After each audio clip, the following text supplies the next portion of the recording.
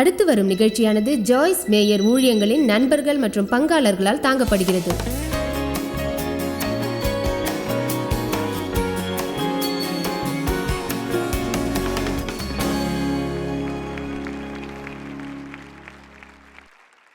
நான் உங்களிடம் பேசி வருகிறேன் கிறிஸ்துவிடம் உங்களுக்கு உள்ள சட்டப்படியான நிலைமை பற்றி. அந்த நிலைமை உங்களுக்கு சட்டப்படி உள்ளது.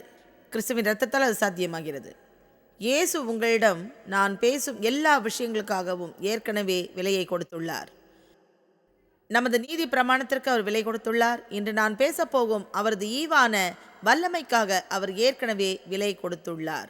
இயேசு நம் வாழ்வில் நாள்தோறும் நாம் உயிர்த்தெழுவதற்கான வல்லமைக்காக ஏற்கனவே விலை கொடுத்துள்ளார். ஆனால் அதை நாம் அடைவதற்காக நடைமுறையிலான சில வழிகளை பின்பற்றி அதிலே அவரோடு நிலைத்து அவருக்கு அடிபணிய வேண்டும். அவரோடு நிலைத்திருப்பதற்கான வழி அவரோடு நம் நேரத்தை செலவழிப்பதாகும். நம் நேரத்தை வார்த்தைக்காக செலவழிப்பது, கிறிஸ்துவோடு ஒத்துப்போவதாகவும் நாம் செய்யும் எல்லா காரியங்களிலும் கிறிஸ்துவுக்கு இடம் கொடுப்பது ஆகும். ஒவ்வொரு ஞாயிறும் திருச்சபைக்கு செல்வது தேவனுடன் தொடர்பு கொள்வது ஆகாது. அது மதம் சார்ந்தது, மரித்த உலர்ந்த மதம். நமக்கு ஒரு மதம் வேண்டும் என்பதற்காக இயேசு மரிக்கவில்லை. அவர் மரித்ததன் மூலம் இணக்கமான வல்லமையான தனிப்பட்ட தொடர்பை கிறிஸ்துவின் மூலமாக தேவனிடம் நாம் பெற்றுள்ளோம். அதன் அர்த்தம் நமது வாழ்வின் ஒவ்வொரு பகுதியிலும் நாம் போராட அவர் விரும்புகிறார். ஒவ்வொரு பகுதியிலும் உங்களை சார்ந்த எல்லாமே தேவனின் உரிமை. எல்லாமே, உங்கள் பொழுதுபோக்கு அவரது உரிமை, உங்கள் பணம் அவரது உரிமை, நீங்கள் உண்பது கூட அவர் உரிமை, உங்கள் உடம்பை பற்றி நீங்கள் காட்டும் அக்கறையும் அவர் உரிமை, உங்கள் நண்பர்கள் யார் என்பதும் அவர் உரிமை, நீங்கள் என்ன பேசுகிறீர்கள், என்ன நினைக்கிறீர்கள், உங்களை பற்றிய அனைத்துமே தேவனது உரிமை. இனி வருவது இதைவிட உங்களுக்கு பிரவசமாக இருக்கும்.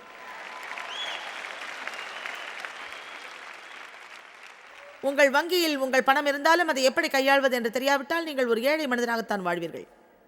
உங்கள் வங்கி கணக்கில் நான் பணம் போடலாம், ஆனால் உங்களுக்கு ஏடிஎம் மிஷினை எப்படி கையாள்வது என்று தெரியாவிட்டால், ஒரு காசோலை மூலம் உங்கள் பணத்தை எப்படி எடுப்பது என்று தெரியாவிட்டால் நீங்கள் ஒரு ஏழையாகத்தான் இருப்பீர்கள். அது நடைமுறையான விஷயம். இந்த அருமையான சேமிப்புகளை எல்லாம் இயேசு நமது கணக்கில் போட்டுள்ளார். ஆனால் அநேக கிறிஸ்தவர்களால் தேவன் அவர்களுக்கு என்ன செய்துள்ளார் என்பதை சரியானபடி அறிய முடியவில்லை. இன்று நான் உங்களுக்கு ஒரு ஆவிக்குரிய ஏடிஎம் கார்டை வழங்குகிறேன். ஆமென்.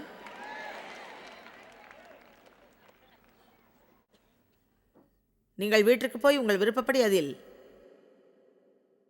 எதையும் பெறலாம். ஆமென். அவருக்கு அடிபணிவதை பற்றி இப்போது ஒரு நிமிடம் பேசலாம். கீழ்ப்படிதலை பற்றி இந்த நேரத்தில் உங்களோட பேச விரும்புகிறேன். இப்படி நான் சொன்னால் அது முட்டாள்தனமாக இருக்கும். அதாவது நீங்கள் எல்லாவற்றையும் பெறலாம், கீழ்ப்படியாத வாழ்வும் வாழலாம். சில நேரங்களில் அது நிகழ்வதாக நினைக்கிறேன். எல்லோருக்கும் எது நிகழ்ந்தாலும் கிறிஸ்து இருக்கிறார் என்று நாம் சொல்கிறோம். அதே சமயம் அவர்களுக்குள்ள பொறுப்பை நாம் சொல்வதில்லை. அப்படி நீங்கள் இருப்பது சரியானதல்ல என்று சொல்வேன். நான் அதை செய்ய மாட்டேன். உங்களை என்னால் பரவசப்படுத்த முடியும். நீங்கள் வெளியே சென்றதும் நாங்கள் தான் இந்த உலகில் அருமையானவர்கள் என்று நினைப்பீர்கள். உங்களுக்கு நான் சொல்வது, நீங்கள் தேவனுக்கு கீழ்ப்படியாவிட்டால் நீங்கள் தூய்மையாக இருப்பதாக நான் சொல்ல மாட்டேன். எனவே ஏதோ ஒரு காரணத்துக்காக நாம் பாவம் செய்வதை நிறுத்த வேண்டும். அதை ஒரு பிரச்சனையாக நினைக்கக்கூடாது.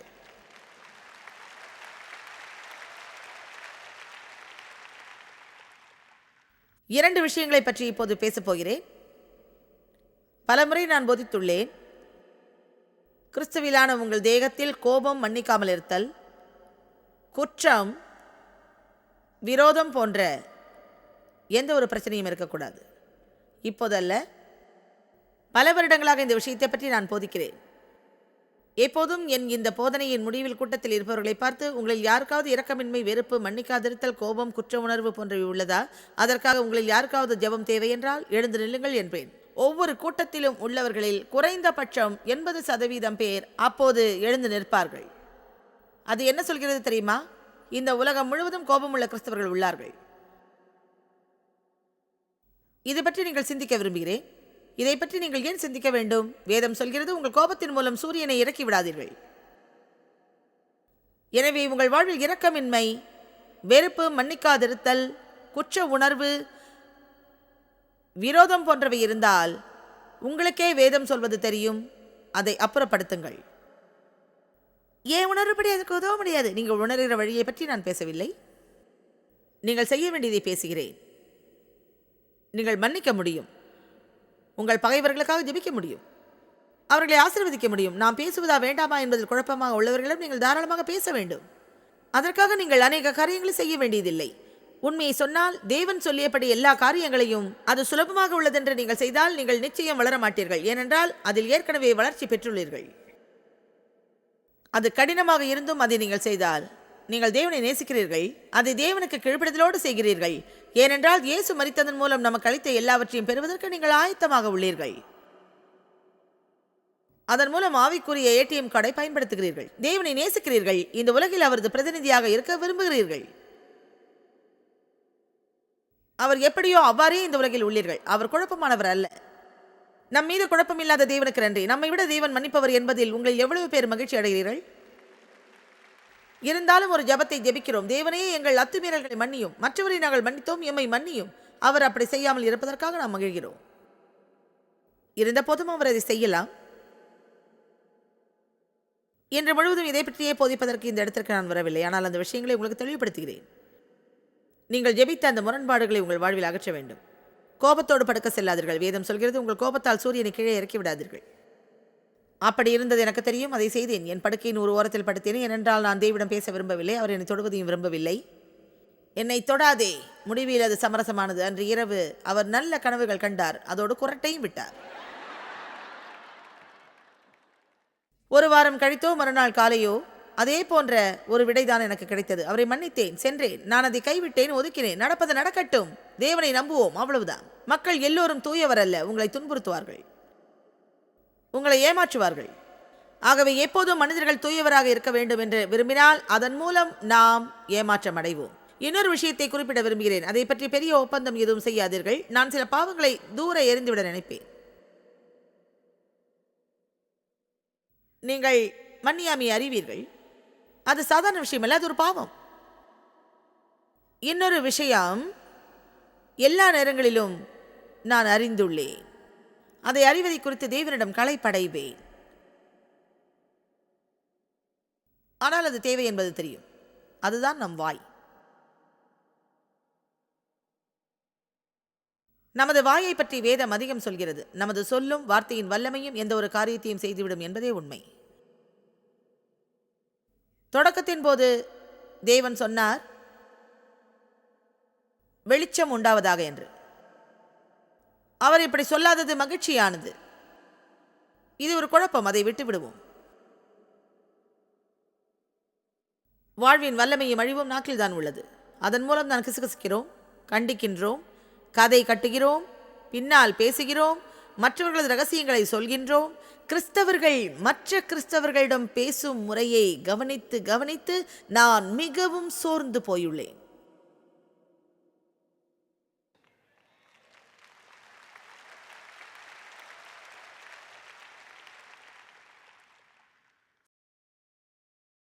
தயவு செய்து நான் சொல்வதை கேளுங்கள். தயவு செய்து டிவியில் இதை பார்ப்பவர்கள் கேளுங்கள். தேவன் நமக்கென்று அருமையாக திட்டங்களை தன்னிடம் வைத்துள்ளார். அதற்கான விலையும் கொடுத்துள்ளார். விலையை கொடுத்துள்ளார். நாம் அறிய வேண்டியது அதை எப்படி பெறுவது என்பதாகும். நாம் அவரோடு இருந்து அவருக்கு கீழ்ப்படிவோம், தேவனுடன் நேரம் செலவிடுவோம், அவருக்கு தோழமையாக இருப்போம். அதன் மூலமாகத்தான் வாழ்வில் நலிவுள்ள பகுதிகளில் இருந்து விடுபடும் வல்லமை நமக்கு வரும். நீங்கள் தேவனுடன் நேரத்தை செலவிடவில்லை என்றால் உங்கள் மனதை மோசமாக புண்படுத்தியவரை மன்னிக்க மாட்டீர்கள். அந்த திறமையை தேவனிடம் வாங்குவோம். அதை செய்யும் பலத்தையும் பெறுவோம். புண்படும் நேரத்தில் நமக்கு ஏற்படும் உணர்வை அறிவேன். எனக்கு தெரியும், அதில் புதிய அனுபவம் உண்டு. அப்படிப்பட்ட விஷயங்கள் எப்போதாவது நம் வாழ்வில் ஏற்பட்டு பிறகு ஏற்படாமல் இருக்காது. இந்த பூமியில் நாம் இருக்கும் வரை அது போன்ற விஷயங்கள் நமக்கு சம்பவித்தபடி இருக்கும். பிறர் நம்மை துன்புறுத்துவர், நம்மை ஏமாற்றுவர், அதிர்ச்சியும் ஆச்சரியமும் தருவர். எனவே அதிலிருந்து நாம் மீண்டு வர வேண்டும். ஏனென்றால் அதை நாம் செய்யாத போது கிறிஸ்துவின் மூலம் தேவன் நமக்கு வழங்கும் நன்மைகள் முழுவதையும் நிச்சயமாக நாம் குழப்பி விடுவோம். குற்றத்தை ஒரு தடைக்கல்லாக சாத்தான் பயன்படுத்துவான். உங்களை தூண்டிவிட பிறரை அனுப்புவான். உங்களை பைத்தியமாக்குவான். அவன் பிற கிறிஸ்தவர்களையும் பயன்படுத்துவான். மதிக்கத்தக்க நேசமுள்ள கிறிஸ்தவர்களின் குறைகளை அறிந்து உங்களை பிடிப்பான், கோபம் ஊட்டுவான், தேவனிடம் வளர்வதை தடுப்பான். அதன் பிறகு நீங்கள் கவலையோடு ஏதோ ஒரு இடத்தில் அமர்ந்தபடி எதையுமே செய்ய முடியாதபடி சோகமாக ஆகிவிடுவீர்கள். நீங்கள் செய்வதை விட நல்லதையே நான் போதிக்கிறேன்.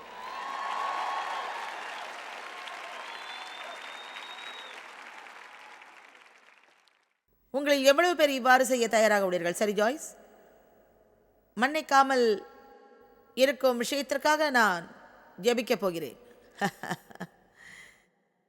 அந்த நேர்வழியில் செல்ல நான் ஆயத்தமாக உள்ளேன். அது எனக்கு ஒரு பிரச்சனையாக உள்ளதை உணர்வதால் தேவனிடம் எனக்கு உதவுமாறு கேட்பேன். ஒரு கோபமுள்ள கிறிஸ்தவர் ஒரு முரண்பாடானவர். நான் நினைப்பது இதுதான். கிறிஸ்தவத்தின் மைய கருவி அன்புதான். உங்களால் கிறிஸ்தவத்தையும் அன்பையும் பிரிக்க முடியாது. அது அப்படிப்பட்ட ஒன்று. கிறிஸ்தவம் என்பது தேவனின் அன்பை பெறுவதாகும். நம்மை நாம் நேசிப்பதை ஒரு நடுநிலையோடு ஆரோக்கியமாக அறிவோம். பிறகு நமது அன்பை துன்புறுத்தும் இந்த உலகில் பாய விடுவோம். அது ஒன்று மட்டுமே அர்த்தமல்ல, அது எப்படி நம் வாழ்வில் வேலை செய்கிறது என்பதே முக்கியம். நான் கோபமான கிறிஸ்தவள் என்று சொல்வது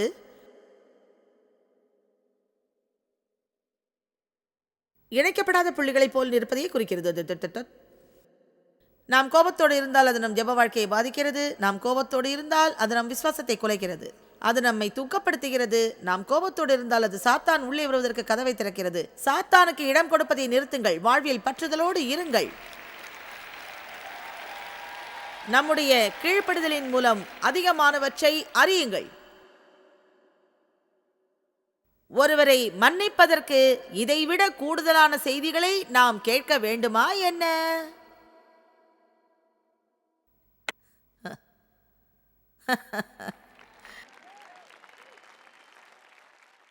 இது ஏன் கடினம் என்று அறிவீர்களா? ஏனென்றால் இதில் சம்பந்தப்படுவது நமது உணர்வுகள். ஓ எனது மனமே, அந்த உணர்வை நாங்கள் ஆராதிக்கிறோம், சரிதானே? நாம் ஒன்றை செய்வதற்கு பலவற்றை யோசிக்க வேண்டும். வேதம் சொல்கிறது, மேலானவைகளையே நீங்கள் நாடுங்கள். நீங்கள் கிறிஸ்துவுடன் கூட எழுந்ததுண்டானால், கொலோசேயர் 3:1 சொல்கிறது, நீங்கள் கிறிஸ்துவுடன் கூட எழுந்ததுண்டானால் கிறிஸ்து தேவனுடைய வலது பாரிசத்தில் வீற்றிருக்கும் இடத்தில் உள்ள மேலானவைகளை தேடுங்கள். பூமியில் உள்ளவைகளை அல்ல, மேலானவைகளை நாடுங்கள். எனவே எந்த ஒரு விஷயத்திலும் மேலானதை நீங்கள் நாட வேண்டும் என்று நான் விரும்புகிறேன். நீங்கள் கோபத்தோடு வாழாதபடி உங்கள் மனதை கட்டுப்படுத்த வேண்டும் என்று விரும்புகிறேன். பிறர் உங்களை புண்படுத்தினாலும் உங்கள் மனம் மேலானதாக இருக்க வேண்டும். பிறகு அவர்களை நீங்கள் மன்னிப்பீர்கள். காலம் கழிவதற்குள் அதை திட்டமிடுங்கள். புண்படும் வரை காத்திருந்து அதை பற்றி எண்ணாதீர்கள். அது முக்கியமானது. நான் ஏற்கனவே முடிவு செய்து விட்டேன். நீ புண்படுத்தினாலும் உன்னை மன்னிக்கிறேன். அங்கு சென்றேன், அதை செய்தேன். பிறரது தவறான நடவடிக்கையால் என் வாழ்வை சாத்தான் திருடுவதற்கு நான் இடமளிக்க மாட்டேன். நான் அப்படி செய்து அதிகமாக இழந்துள்ளேன். இனிமேல் அதை செய்ய மாட்டேன். நான் மனதில் உறுதியாக உள்ளேன். அதிருப்தியான, அடம்பிடித்த, எதிர்மறையான சுயசோகம் கொண்ட மனிதர்களோடு இனி நான் பழக மாட்டேன். சுயசோகம் பற்றி கூறுவதை நான் விரும்ப மாட்டேன். தேவன் நம்மோடு உள்ளார். நாம் இந்த உலகில் உள்ளோம். அதையே கேட்க விரும்புகின்றேன். நாங்கள் வெற்றி பெற்றவர்கள் என்பதையே கேட்க விரும்புகிறேன். ஒரு விஷயம், உங்கள் பிரச்சனைகளை கேட்கவே நான் உள்ளேன். ஆனால் அநேக மக்கள் அவர்களது பிரச்சனைக்கான விடையை கேட்க விரும்புவதில்லை. ஒவ்வொரு முறை அவர்களை சந்திக்கும் போதும் 20 முறையாவது அதை சொல்வதை விரும்புகிறார்கள். நீங்கள் அப்படி அல்ல. உங்களுக்கு சொல்வேன், அது அர்த்தமல்ல. உங்கள் ஆவியை பாதுகாக்க வேண்டும். உங்கள் ஆவியை பாதுகாக்க வேண்டும். பிறர் அதை உங்கள் மீது திணிக்க வேண்டும் என்று நினைக்காதீர்கள். உங்கள் மீது திணிக்க திணிக்க நீங்கள் அதை செய்தால் கூடிய விரைவிலேயே நீங்கள் நினைப்பீர்கள், ஆமாம், வாழ்வே எனக்கு வெறுப்பாக உள்ளது.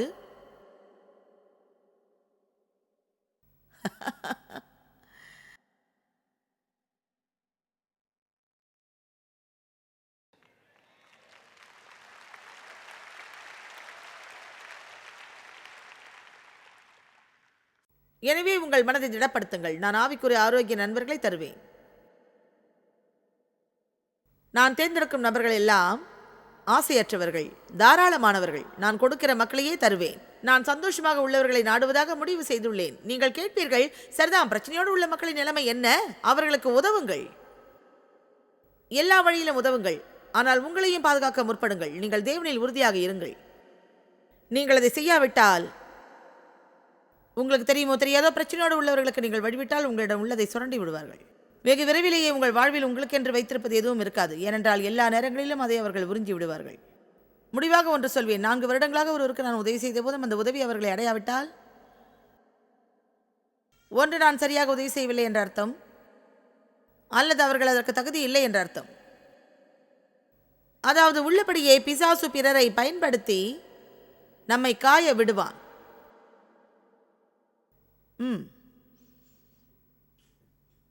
உறுதியோடு இருங்கள். நான் தேவனை பணிவேன், தேவனின் உதவியோடு அதை நான் செய்வேன். உறுதியோடு இருங்கள். நான் ஒரு ஒழுக்கமான நபர். உங்கள் வாழ்வில் உங்களுக்கு ஒழுக்கம் தேவை. உங்கள் இன்ப துன்பங்களுக்கு நீங்கள் தான் பொறுப்பு. நீங்கள் கேட்பீர்கள், அதன் அர்த்தம் என்ன? ஒரு வாரத்தில் 3 முறை நான் திட்டமிடுகிறேன். அந்த திட்டம் வலியானது. பிறகு என்னை நான் பார்க்கும்போது மகிழ்ச்சியாக உள்ளது.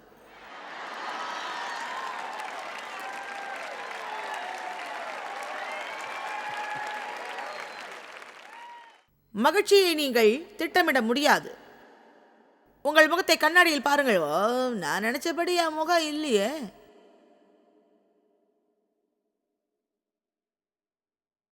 ஒழுக்கத்தோடு இருங்கள். ஒவ்வொரு பைசாவையும் செலவழித்து விடாதீர்கள். விற்பனை நிலையத்திற்கு போகும்போது முடியாது என்று சொல்ல திட்டமிடுங்கள். ஒரு குறிப்பிட்ட செலவு செய்யுங்கள். பிறகு உங்களால் பணத்தை சேமிக்க முடியும். தேவையானதை மட்டுமே வாங்க முடியும். உங்கள் கஷ்டத்தையும் மகிழ்ச்சியையும் திட்டமிடுங்கள். மகிழ்ச்சியை மட்டுமே திட்டமிட முடியாது. உறுதியோடு இருங்கள். புதிய வாழ்விற்கான மனதை பெறுங்கள். உறுதியுடன் சொல்லுங்கள், இந்த கட்டிடத்தை விட்டு நான் வெளியே செல்ல மாட்டேன். இங்கு வரும்போது எப்படி இருந்தேனோ அப்படியே இருப்பேன். நான் கோபத்தோடு வாழ மாட்டேன். என் தலையை தொங்க போட்டு நான் வாழ மாட்டேன். நான் அறிய போகிறேன். என் வாழ்வில் ஒழுக்கத்தோடு இருப்பேன். நான் ஜெபிக்கப் போகிறேன். தேவனிடம் நேரத்தை செலவழிப்பேன். நான் வார்த்தையை பேசப் போகிறேன். இயேசு எதையெல்லாம் நான் பெற வேண்டும் என்று மரித்தாரோ அதையெல்லாம் நான் அடையப் போகிறேன். நான் தலையாக இருப்பேன், வாலாக அல்ல. மேலாக இருப்பேன், கீழாக அல்ல. ஏற்கனவே நான் தோல்வியடைந்தேன். கிறிஸ்துவுக்கு எதிரானவர்களை வென்றேன். காரணம், அவர் இந்த உலகத்தில் இருப்பதை விட எனக்குள் அதிகம் உள்ளார். நான் பயத்தோடு வாழ மாட்டேன். நான் துணிச்சலாக இருப்பேன். துணிச்சலாக இருப்பது வெறுப்போடு இருப்பதல்ல, அது சத்தத்தோடும் எதிர்ப்போடும் இருப்பதல்ல. நான் பேசுவது தூய்மையான துணிவை பற்றி. நான் பேசுவது நீங்கள் தளர்ச்சியாக உள்ள போதும் உங்களுக்குள்ள துணிவை பற்றி. அதிலிருந்து வெளியேறி நீங்கள் செய்ய வேண்டியது தேவன் உங்களை செய்ய சொன்ன காரியத்தை. துணிச்சலாக இருப்பதால் உங்களுக்கு பயமே வராது என்ற அர்த்தம் அல்ல. பயம் இருந்தாலும் அதை அகற்றுவதே அதன் அர்த்தம். ஆமென். நீங்கள் துணிச்சலான மக்கள் அதிர்ஷ்டசாலிகள். அவர்களுக்கு பயமே வராது என்று நினைக்கலாம். அவர்கள் சொல்வார்கள், பயம் என் வாழ்வை ஆளப்போவதில்லை. பயத்தை உணர்கிறேன். ஆனால் பயம் பற்றி எனக்கு தெரியும். அது திருடன் என்பதும் தெரியும். அது என்னை பின்னுக்கு தள்ளுவதும் தெரியும். ஆனால் நான் பயத்திற்கு அடிபணிய மாட்டேன். ஏனென்றால் தேவன் பயம் என்ற உணர்வை எனக்கு தரவில்லை. ஆனால் வல்லமையும் அன்பும் சிந்தையும் எனக்கு தந்திருக்கின்றார். ஒரு ஆழ்ந்த மனம் என்பதன் அர்த்தம் என்ன? எல்லோருக்கும் கிறிஸ்துவின் மனம் உள்ளது. தினந்தோறும் காலையில் நான் பாவ மன்னிப்பு கேட்பேன். அதை என் ஆவிக்குரிய மனதோடு செய்வேன், மாம்சத்திற்குரிய மனதோடு அல்ல. நல்ல விஷயங்களை நினைப்பேன். அன்பான விஷயங்கள், அருமையான விஷயங்கள், உண்மையான விஷயங்களையும் வல்லமையான விஷயங்களையும் நான் நினைப்பேன். எனக்கு கிறிஸ்துவின் மனம் உள்ளது. நீங்கள் சாத்தானை விஞ்சுவதில் மேலாக இருக்க வேண்டும். விரைவாக விரைவாக விரைவாக விரைவாக தினமும் இருக்க வேண்டும். நீங்கள் ஒதுக்க வேண்டியது நான் பயப்படுகிறேன் என்ற எண்ணத்தை. அதற்கு பதில் நானே எனது எண்ணம் என்று நினையுங்கள். எனக்கு பயமா இருக்கு, நான் தேவனிடமிருந்து கேட்கல. நான் வெளியே போக பயமா இருக்கு, தேவனை இழந்துருவேன், இல்லைனா தவறு செய்வேன். தேவன் என்னிடம் அன்பாக இல்லாதது பயமாக உள்ளது. எந்த விஷயமும் நல்ல விதமாக நடக்காதுன்னு பயப்படுறேன். இப்படி இருந்தால் என் வாழ்வு என்னாவது? நான் மாறாவிட்டால் என்னாகும்? இந்த பிள்ளைகள் திருந்தாவிட்டால் என்னாகும்? என் கணவர் மாறாவிட்டால் என்னாகும்? என் மனைவி மாறாவிட்டால் என்னாகும்? நான் எப்போதும் தனியாக இருப்பது பயமாக உள்ளது. என் தோல்வியில் பயப்படுகிறேன். வேலையை இழப்பேனோ என்று பயப்படுகிறேன். என் பொருளாதாரத்தில் பயப்படுகிறேன். என்னை பற்றி சொல்வதற்கும் பயப்படுகிறேன். எதையும் எதிர்கொள்ளவும் பயப்படுகிறேன். அதுதான் உங்கள் நிலை என்றால் நீங்கள் எதையும் பழக்கவில்லை என்ற அர்த்தம். ஒருவேளை உங்களுக்கு வேலை இல்லாத நேரத்தில் அதை செய்யலாம், ஆனால் உங்கள் வாழ்வு அப்படித்தான் என்று நீங்கள் நினைப்பதில்லை. பரிசுத்த ஆவியை நான் பெறும்போது வல்லமையை நான் பெறுகிறேன்.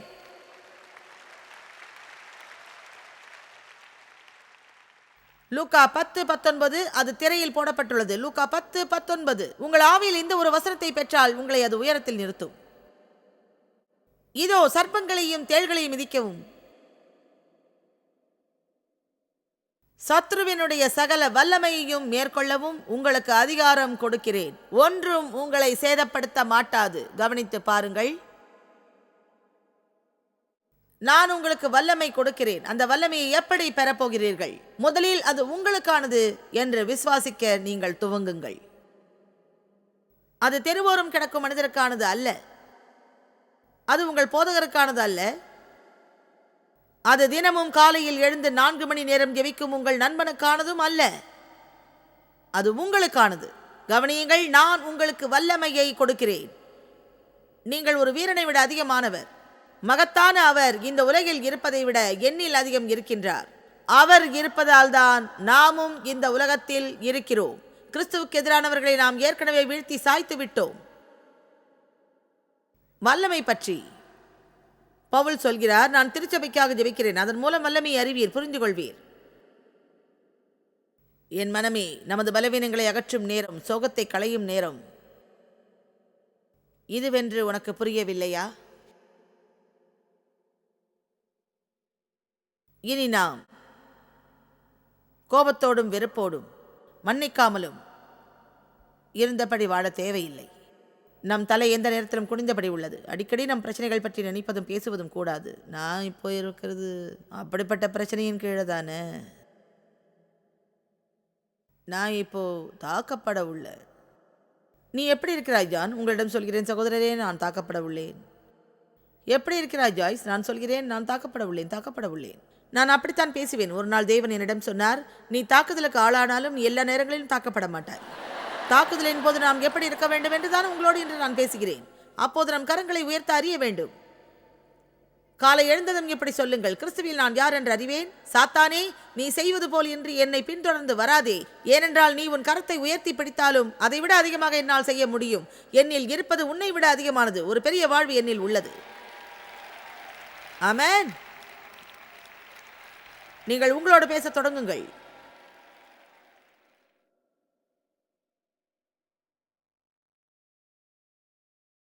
அவர் இருப்பதால் நாமும் இந்த உலகில் உள்ளோம். இப்போது நான் சொல்லும் விஷயங்களை கவனமாக கேளுங்கள். நான் நெருங்கி வருகிறேன். அவர் தேவனின் குமாரன். நாம் தேவனின் குமாரர்கள். அவர் போதகர். அவர் ராஜா. ரோமர் 5:17 சொல்கிறபடி ராஜாவை போல் நாம் வாழ வேண்டும். நீதியால் அதை பெற வேண்டும். வெளிப்படுத்தின விசேஷம் 5:9-11 சொல்கிறபடி தேவனுக்கு முன்பாக எங்களை ராஜாக்களும் ஆசாரியர்களும் ஆக்கினீர். அவரே மகத்தான மருத்துவர், நமக்கு சுகமளிப்பவர். அவர் சொன்னபடி நமது கரங்களை பிணியாளர் மீது வைத்தால் அவர்கள் சுகம் அடைவர். மத்தேயு 5 சொல்கிறது, நீங்கள் உலகத்துக்கு வெளிச்சமாயிருக்கிறீர்கள். அவரே ஜீவத்தண்ணீராக உள்ளார். யோவான் சொல்கிறார், அவர் உள்ளத்திலிருந்து ஜீவத்தண்ணீர் உள்ள நதிகள் ஓடும். அவர் படரும் கொடி, நாம் அதில் கிளைகள். அவர் மேய்ப்பர், நாம் அவரது ஆடுகள். அவரே நமக்கு முக்கிய கல்லாய் இருப்பவர். ஒரு ஆவிக்குரிய வீட்டில் கட்டப்பட்ட ஜீவனுள்ள கற்களாய் நாம் உள்ளோம். அவரே மேசையா, அபிஷேகமானவர்.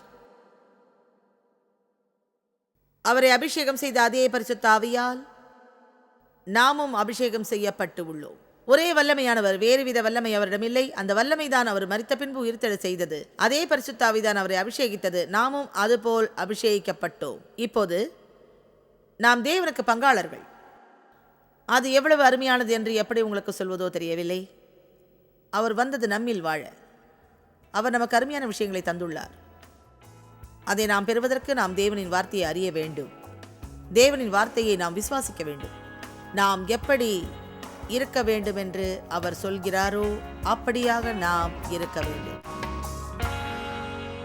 நீங்கள் தைரியம் உள்ளவர்களாகவும் உறுதி உள்ளவர்களாகவும் பயமில்லாதவர்களாகவும் இருப்பதற்கு ஆயத்தமா? உங்கள் வாழ்வில் அவசியமாக இருக்கிறதா? நம் அனைவருக்கும் அவசியம் என்று நினைக்கிறேன். பயம் தன்னை அனைவருக்குமே காண்பிக்கிறது. அந்த பயத்திற்குள் ஆட்பட வேண்டாம். நாம் கோழைகளாக உறுதியின்றி இருப்பதை சாத்தான் விரும்புகிறான். உனக்கு அது தேவ சித்தமல்ல. பங்காளர்களுக்கும் எங்களது நன்றியையும் பாராட்டுகளையும் தெரிவிக்கிறோம். ஒன்றாய் இணைந்து நாம் பசியுள்ளவர்களை போஷித்து உடைகளை கொடுத்து தேசங்களுக்கு சுவிசேஷத்தை சொல்லி வருகிறோம். எங்களை தொடர்பு கொண்டு உங்கள் ஜெப தேவைகள் மற்றும் எங்களின் வெளியீடுகள் பற்றி அறிந்து ஜாய்ஸ் அவர்கள் நிகழ்ச்சிகளை அறிந்து எங்களோடு இணைந்து தேவ அன்பை உலகிற்கு பரவச் செய்யுங்கள். அடுத்து வரும் நிகழ்ச்சியானது ஜாய்ஸ் மேயர் ஊழியங்களின் நண்பர்கள் மற்றும் பங்காளர்களால் தாங்கப்படுகிறது.